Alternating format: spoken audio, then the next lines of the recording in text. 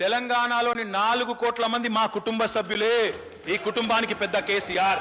బరాబర్ ఇది కుటుంబ పాలనే కాదని ఎవరంటారో మేము కూడా చెప్తాం. అధ్యక్ష, ఎక్కడ అధ్యక్ష ఈ దేశంలో ఏ రాష్ట్రంలో ఏ ముఖ్యమంత్రి ప్రతి కుటుంబంలోని అవ్వ తాతలకు పెన్షన్ ఇచ్చి ఒక పెద్ద కొడుకులాగా నిలబడ్డది కేసీఆర్ కాదా అధ్యక్ష? 4 కోట్ల మంది తోబుట్టులను దగ్గరుండి చూసుకుంటున్నది కేసీఆర్ కాదా? కంటి వెలుగుతో వృద్ధుల జీవితాల్లో కొత్త వెలుగులు ఇస్తున్నది కేసీఆర్ కాదా? గురుకులాలు, జూనియర్ కాలేజీలు, మెడికల్ కళాశాలలు తెరిచి లక్షలాది మంది పిల్లలకు నాణ్యమైన విద్య అందిస్తున్నది వాళ్ళ పెద్ద కొడుకు కేసీఆర్ కాదా? ఊహించని విషాదంతో ఒంటరిగా మిగిలిన చెల్లెమ్మలకు ఒంటరి మహిళ పెన్షన్లు ఇచ్చి అండగా నిలుస్తున్న పెద్దన్న కేసీఆర్ కాదా? బస్తీలో పుట్టిన పసిబిడ్డైనా, బంజారాయిల్స్ లో పుట్టిన బిడ్డైనా సమానంగా సకల సౌకర్యాలు అందించేందుకు కేసీఆర్ కిట్టుకు రూపకల్పన చేసి కంటికి రెప్పలా కాపాడుతున్న మేనమామ కేసీఆర్ కాదా? పేదింటి ఆడబిడ్డల పెళ్లిళ్లకు కళ్యాణ లక్ష్మి, షాదీ ముబారక్ పేరుతో 12 లక్షల మంది ఆడబిడ్డల పెళ్లి చేసిన మేనమామ కేసీఆర్ కాదా? 65 లక్షల మంది రైతులకు 65,000 కోట్లు ఇచ్చి వారికి అన్నగా సహోదరుడుగా నిలబడ్డది కేసీఆర్ కాదా? ఎస్, కుటుంబ పాలననే. 4 కోట్ల మంది మా కుటుంబం. ఇది వసుదైక కుటుంబం. దీనికి మా పెద్ద కేసీఆర్. బరాబర్ చెప్తాం అధ్యక్ష. వీళ్ళేదో ఇంతకుముందు ఆయన అంటున్నాడు అధ్యక్ష, మీ ముఖ్యమంత్రి జై తెలంగాణ అనలే. ఇది హాస్యాస్పద, నవ్వాలన్నా ఏడవాలన్నా అధ్యక్ష? జై తెలంగాణ అని కేసీఆర్ అనకపోతే తెలంగాణ వస్తుండేనా అధ్యక్ష? వాళ్ళ మనసు కూడా ఎరికే అధ్యక్ష. తెలంగాణతోని కేసీఆర్ కున్న పేగు బంధాన్ని తెంపే దమ్ము, ధైర్యం ఈ దేశంలో ఎవరికీ లేదు. అందులో మీకు అంతకంటే లేదు అధ్యక్ష. ఇంకా ఉన్నది మీరు చాలా ఉన్నది, మీకు చెప్తా అధ్యక్ష. ఇక మా తాండాలో మా రాజ్యం, మావా నాటే మావా రాజ్ గిరిజన సంక్షేమానికి సంబంధించి దశాబ్దాల స్వప్నాన్ని 3,400 పైచిలకు తాండాలను, గూడాలను పంచాయతీలు చేసి 6% రిజర్వేషన్ను 10% పెంచి గిరిజనుల కోసం ఈరోజు టీ ప్రైడ్ లాంటి కార్యక్రమం తెచ్చి 101 యూనిట్ల వరకు విద్యుత్తును ఉచితంగా ఇచ్చి సీఎం గిరి వికాస్ యోజన కానీ, ఎకనామిక్ సపోర్ట్ స్కీమ్ కానీ, సీఎం ఎస్టీఈఐ కానీ ఇట్లాంటి చాలా కార్యక్రమాలు చేస్తూ ఉన్నాం. కొమురం భీమ్ ఆదివాసీ భవనం కానీ, అదేవిధంగా సేవాలాల్ భవనం కానీ ఇవన్నీ కట్టుకున్నాం. బ్రహ్మాండంగా గిరిజనులకు ఈరోజు మరి డోకా లేకుండా పోడు భూముల విషయాన్ని పోదం వీరయ్య గారు ప్రస్తావించినారు. వారు లేరు. ప్రశ్న అడుగుతారు అధ్యక్ష, మళ్ళీ తర్వాత ఉండరు అధ్యక్ష. అంటే వారికి అంత ప్రేమ ఉంది అధ్యక్ష. గిరిజనుల మీద కాంగ్రెస్ పార్టీకి ఉన్న ప్రేమకి ఇది ఒక తార్కాణం అధ్యక్ష. పోడు భూముల విషయంలో నేను ఏమన్నా సార్ అధ్యక్ష, క్లారిఫికేషన్లు అడగండి సార్, మొత్తం చెప్దాం అధ్యక్ష. నిజంగానే మీరు చట్టం తీసుకొచ్చి ఉంటే పని చేసి ఉంటే మరి ఇప్పుడు ఎందుకు మిగిలిందండి సమస్య ఎందుకు మిగిలింది? అసంపూర్తిగా మిగిలిచ్చిపోయింది మీరు. చేత కాకుండా చట్టం తెచ్చిన అమలు చేతగాంది మీకు. వాస్తవం ఇది. కాబట్టి అధ్యక్ష, పోడు భూముల విషయంలో నిందించాల్సి వస్తే అసమగ్రంగా, అశాస్త్రీయంగా వదిలిపెట్టిపోయిన వీళ్లను నిందించాలి తప్ప ఇదే క్లారిఫికేషన్ అడగండి sir. I'm not yielding sir. Clarification అడగమనండి అధ్యక్ష. 5 సభ్యులు ఉన్న వాళ్ళకే ఇంత టైం ఇస్తట్లే సార్ మీరు అధ్యక్ష. ఇక బలహీన వర్గాలకు సంబంధించి బీసీ సంక్షేమానికి సంబంధించి ఈ రోజే నేను ఒక స్టేట్మెంట్ చూసినాను అధ్యక్ష. గౌరవ రాజ్యసభ సభ్యులు పెద్దలు ఆర్ కృష్ణయ్య గారు బీసీల సమస్యల మీద ఏ ప్రభుత్వం ఉన్నా పాపం ఆయన మాట్లాడుతుంటాడు, కొట్లాడుతుంటాడు, తనలాడుతుంటాడు. మంచోడు, పార్టీ ఏదైనా కావచ్చు కానీ మంచోడు, మంచి వ్యక్తి. ఇవాళ స్టేట్మెంట్ ఇచ్చిండు. ఏం స్టేట్మెంట్ ఇచ్చిండు అధ్యక్ష?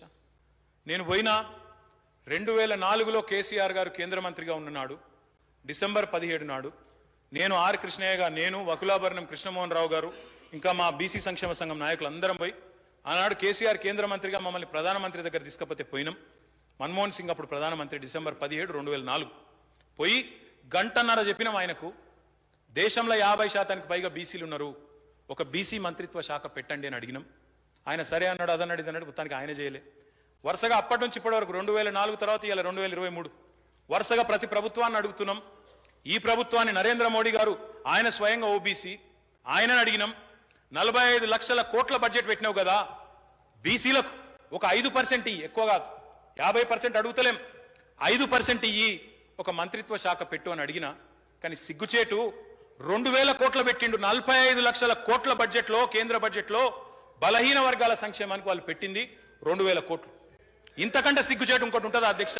ఇక వీళ్ళు మాట్లాడతారు బీసీల గురించి, బీసీల ఉద్ధరణ గురించి వీళ్ళు చెప్పాలి, మేము వినాలి అధ్యక్ష.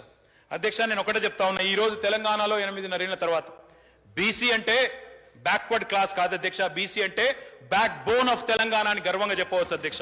ఎందుకంటే 1, 2 కాదు, భారీగా గురుకుల విద్యా సంస్థలు ప్రారంభించింది తెలంగాణ ప్రభుత్వం. మొన్న నేను కమలాపూర్లో మహాత్మా జ్యోతిబా పూలే విద్యాలయం ప్రారంభోత్సవానికి పోయిన అధ్యక్ష. అక్కడ కొంతమంది పిల్లలు ఉంటే వారితో మాట్లాడిన సంభాషించిన అధ్యక్ష. నిజంగా నాకు చాలా విచిత్రంగా అనిపించింది. అక్కడ ఒక వంశిక అనే అమ్మాయి మాట్లాడితే నేను అడిగిన, అమ్మాయి మరి అంత బాగా చెప్తున్నారా, స్కూల్ బాగుందా, టీచర్లు బాగున్నారా, భోజనం పెడుతున్నారా, టైంకు పెడుతున్నారా అంటే అంతా బాగుందన్నా అని చెప్పింది. ఏమైనా కావాలా అంటే ఏం లేదన్నది. తల్లిదండ్రులు ఎన్ని రోజులకు ఒకసారి వస్తారంటే నెలకు ఒకసారి వస్తారు, విజిటింగ్ అవర్స్ ఇస్తారు అన్నది. హాలిడేస్ ఎన్ని రోజులకు ఒకసారి వస్తాయంటే సమ్మర్కి వస్తే అప్పుడు పోతామన్నది. నేను అడిగిన, మరి విజిటింగ్ ఏమైనా పెంచమంటావా, తల్లిదండ్రులను రిపీటెడ్గా రమ్మంటావా, 15 రోజులకు ఒకసారి పెట్టమంటావా అని అడిగి. అక్కర్లేదన్నా, బాగుంది, సౌకర్యాలు బాగున్నాయి, హాలిడేస్ కూడా అప్పుడు మేము ఇంటికి పోమన్నా అని చెప్పింది. హాలిడేస్కి వస్తే కూడా మేము ఇంటికి పోమన్నా ఇక్కడనే ఉంటామని చెప్పింది. అదే అధ్యక్ష తెలంగాణ పిల్లలు, తెలంగాణ ప్రభుత్వం యొక్క వసతుల మీద వారికి ఉన్న విశ్వాసం. అది ఒక్కనో అక్కడో ఇక్కడో ఒక చిన్న ఇన్సిడెంట్ అయితే ఆడబోయి లొలియేసుడు కాదు. 973 గురుకులాలు పెట్టింది కేసీఆర్ నాయకత్వం, కేసీఆర్ ప్రభుత్వం కాదా అధ్యక్ష? ఎక్కడన్నా ఈ దేశంలో ఒక్క స్టేట్, మిగతా 27 రాష్ట్రాలు ఎక్కడన్నా ఉన్నాయి ఆ గురుకుల పాఠశాలలు ఇంత పెద్ద ఎత్తున? మరి ఇవన్నీ ఉంటే లేనట్టు, చూసి చూడనట్టు, ఇంత నటిస్తా అంటే, ఇంత నటన ప్రదర్శిస్తా అంటే ఎట్లా అధ్యక్ష? అధ్యక్ష ఇంకొక మాట చెప్పాలి అధ్యక్ష మీకు. అధ్యక్ష ఈ పిల్లలు ఎవరెవరైతే ఇందులో చదువుకున్న పిల్లలు ఉన్నారో దాదాపు 5,30,000 మంది పిల్లలు, వారు బ్రహ్మాండంగా చదువుతా ఉన్నారు అధ్యక్ష. ఒక్కొక్క విద్యార్థిని మీద 1,25,000 రూపాయలు ఖర్చు అవుతుంది. అదేవిధంగా బ్రహ్మాండంగా వాళ్ళు చదువుతా ఉన్నారు. చదివి ఐఐటీల్లో, ఎన్ఐటీల్లో, ఐఐఎంలో, మన తర్వాత నీట్లో, మెడిసిన్లో సీట్లు సాధిస్తూ ఉన్నారు. ఇప్పటికే 3,400 మంది పిల్లలు, మన గురుకుల పాఠశాల పిల్లలు ఐఐటి, ఎన్ఐటి, ఐఐఎం మెడిసిన్ సీట్లు సాధించిందంటే ఇది మనకు గర్వకారణం కాదా అధ్యక్ష? మనం తయారు చేసి ప్రపంచంతో పోటీ పడే పౌరులుగా మన బలహీన వర్గాల పిల్లల్ని తయారు చేసుకోవడం అనేది గర్వకారణం కాదా? ఇది కూడా ఆమోదించాం, ఇది కూడా గుర్తించాం అని వారంటే నేను చేయగలిగింది ఏం లేదు అధ్యక్ష. అధ్యక్ష ఇక నేను మిత్రులు ఆయన మాట్లాడుతూ, రఘు గారు 2వ విడత గొర్రెల పంపిణీ కాలే, డీడీలు కట్టి ఎదురు చూస్తున్నారు. 11,000 కోట్ల రూపాయలు ఖర్చు పెట్టి ఈ గొర్రెల పథకాన్ని ప్రవేశపెట్టిన దేశంలో ఇంకెవరైనా ఉన్నారా ఇట్లాంటి కార్యక్రమం తీసుకునే వాళ్ళు? మీ బీజేపీ పాలిత రాష్ట్రంలో ఎక్కడన్నా యాదవ సోదరుల కోసం ఇట్లాంటి కార్యక్రమం ఉందా? గొల్ల కుర్మ సోదరుల కోసం ఎక్కడా లేని పథకంలో చంద్రుని మీద ఒక చిన్న మచ్చున్నట్టు ఎక్కడైనా చిన్న లోటు ఉంటే దాన్నే పట్టుకొని దాని మీదనే దాని చుట్టేకి దృష్టి కేంద్రీకరించి ఇంత మంచి పథకం గురించి దాన్ని కించపరిచే విధంగా మాట్లాడడం ఎందుకు చేయాలా పని? ఇంకోటి మీ గవర్నమెంటే ఏం చెప్పింది? కేంద్ర ప్రభుత్వం ఈ ప్రోగ్రాం తీసుకున్నాక 2016లో ఆనాడు 1,35,000 మెట్రిక్ టన్నుల మాంసం ఉత్పత్తి జరుగుతుంటే ఈరోజు మాంసం ఉత్పత్తిలో తెలంగాణ భారతదేశంలోనే నెంబర్ 1గా నిలబడ్డదని మీ ప్రభుత్వమే చెప్తున్నది. ఈరోజు 3 లక్షల టన్నులకు చేరింది తెలంగాణ నుంచి మాంస ఉత్పత్తి.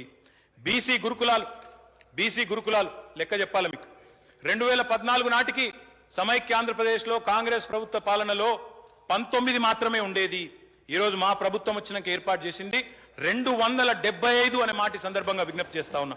ఇందులో ఆల్రెడీ పాఠశాలలను 142 గురుకులాలను జూనియర్ కాలేజీలుగా అప్గ్రేడ్ చేసుకున్నాం. మిగిలిన 119ని కూడా మా మంత్రి కమలాకర్ గారి నేతృత్వంలో అప్గ్రేడ్ చేసుకుంటా ఉన్నాం. 16 డిగ్రీ కాలేజీలు కూడా ఏర్పాటు చేసుకున్నాం. దాంతో పాటు గతంలో బీసీ వెల్ఫేర్లో ఒక్క జూనియర్ కాలేజ్ కూడా లేకుండే. ఈరోజు 119 కాలేజీలు అయినాయి, దాంతో పాటు 16 డిగ్రీ కాలేజీలు కూడా అయినాయి అనే మాట నేను మీకు విజ్ఞప్తి చేస్తా ఉన్నా. అధ్యక్ష బీసీ మినిస్ట్రీ పెట్టరు, బీసీలకు బడ్జెట్లో డబ్బులు పెట్టరు. ఆర్ కృష్ణయ్య లాంటి పెద్దలు పాపం వారు పట్టించినా వారు అడిగినా మాట్లాడరు. బీసీ జనగణన కూడా చేయరు అధ్యక్ష. మరి వీళ్ళ బాధ ఏందో తెలియదు. బీసీ జనగణన చేస్తే వీళ్ళకి వచ్చిన ఇబ్బంది ఏందో, ఈ దేశంలో బీసీ సెన్సస్ పెడితే కేంద్ర ప్రభుత్వానికి వచ్చిన ముప్పేందో తిప్పలేందో తెలియదు అధ్యక్ష. మొండిగా చెయ్యమంటే చెయ్యం గంతే అనే ధోరణిలో ప్రదర్శిస్తూ ఉన్నారు అధ్యక్ష. అధ్యక్ష అది వారికే వదిలిపెడతా అధ్యక్ష. వారి విజ్ఞతకు బీసీల మీద వారికి ఉన్న ప్రేమ ఎంత, వారి పార్టీ తెలుసుకోవాలో మాకు సంబంధం లేదు అధ్యక్ష. ప్రజలన్నీ చూస్తూ ఉన్నారు అధ్యక్ష. జాతీయ తలసరి సగటు వినియోగం మాంసంది మొత్తం 5.4 కేజీలు ఉంటే తెలంగాణలో 21 కేజీలకు పెరిగింది. ఎందుకంటే సంపద పెరుగుతున్నది కాబట్టి ఇది కూడా పెరుగుతుంది అధ్యక్ష. ముదిరాజులు గంగపుత్రుల కోసం 400 కోట్ల రూపాయలతో చేపల పంపిణీ ఉచితంగా చేయడం జరిగింది. వాహనాలు ఇతర వసతుల కోసం 700 కోట్ల రూపాయలు ఖర్చు చేయడం జరిగింది. ఈరోజు భారతదేశంలోనే number 1 state in inland fisheries Telangana అని గర్వంగా చెప్పుకునే స్థాయికి మా ముదిరాజ్ సోదరుల వల్ల, మా గంగపుత్ర సోదరుల వల్ల ఈ ఫలితం కూడా తెలంగాణకు దక్కింది. రొయ్యల ఉత్పత్తి కూడా పెరిగింది. ఇక చాలా ఉన్నాయి అధ్యక్ష. మత్స్యకారులకు 6 లక్షల ప్రమాద బీమా, గీత కార్మికుల కోసం కూడా చాలా కార్యక్రమాలు చేసింది ప్రభుత్వం. నేతన్నకు చేయూతనిచ్చింది. నేతన్నది ఒక్క నిమిషం చెప్పాలి అధ్యక్ష, ఎందుకంటే అధ్యక్ష మన దగ్గర మనమేమో చేనేత మిత్రాన్ని పథకం పెట్టుకున్నాం. 50% సబ్సిడీ నూలు మీద రసాయనాల మీద ఇస్తున్నాం. అదేవిధంగా రైతు బీమా తరహాలో నేత కార్మికులకు కూడా నేతన్నకు బీమాను పెట్టుకున్నాం. నేతన్నకు చేయూత అని పొదుపు పథకం పెట్టినాం.